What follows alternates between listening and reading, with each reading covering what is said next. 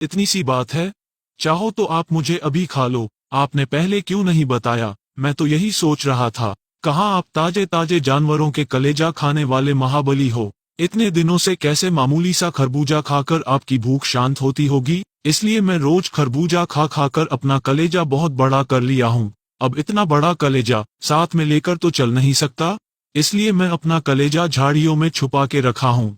यदि मुझे अभी खा लोगे तो हड्डियों के सिवाय और कुछ नहीं मिलेगा। थोड़ा और हिम्मत बांधो मामा, यदि किनारे चलो तो आपको अपना बहुत बड़ा स्वादिष्ट कलेजा खिलाता हूँ। यह सुन घड़ियाल खुश हो जाता है और सोचता है सियार सही ही कह रहा है। वह वापस किनारे की तरफ आ जाता है। किनारे पहुँचते ही सियार उसके पीठ से कूदकर बोला, अरे मामू, दिखा दी ना अपनी दोस्ती की फितरत। अबे गधे, कोई अपना कलेजा भी कहीं निकाल सकता है क्या? अब चल भाग यहाँ से। अब घड़ियाल अपनी मूर्खता पर पश्चाताप करने लगा और घर जाकर पत्नी को सारी बातें बताई। चतुर सियार इतना आसानी से आपको बेवकूफ बनाया और आप बन भी गए। खैर, बकरे की माँ कब तक खैर मनाएगी? पता करो कि वो नदी में पानी पीने किस किनारे पर आता है, उसी टाइम उसे दबोच लेना। कुछ दिन बाद घड़ियाल को पता चला कि वह सियार नदी के किनारे एक बरगद के पेड़ के नीचे रात में पानी पीने आता है। योजना अनुसार घड़ियाल वहां पहुंचकर चुपके से सियार के आने का इंतजार करने लगा।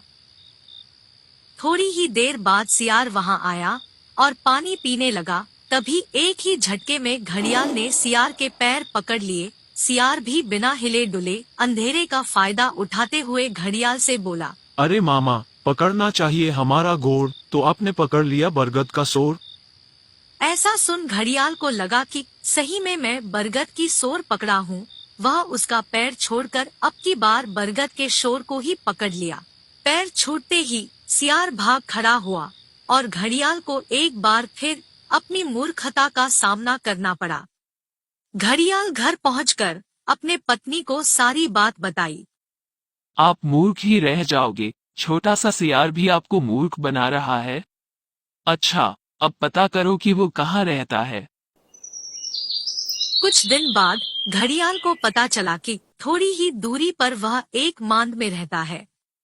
अपने पत्नी के बताए योजना के अनुसार वह उस मांद में शाम ढलने के पहले ही घुसकर सियार के आने का इंतजार करने लगा। थोड़ी देर बाद सियार आता है। मांद के द्वार पर घड़ियाल के नाखूनों के निशान को देखकर समझ जाता है कि घड़ियाल उसके मांद में घुसा है। सियार बाहर से ही बोलना आरंभ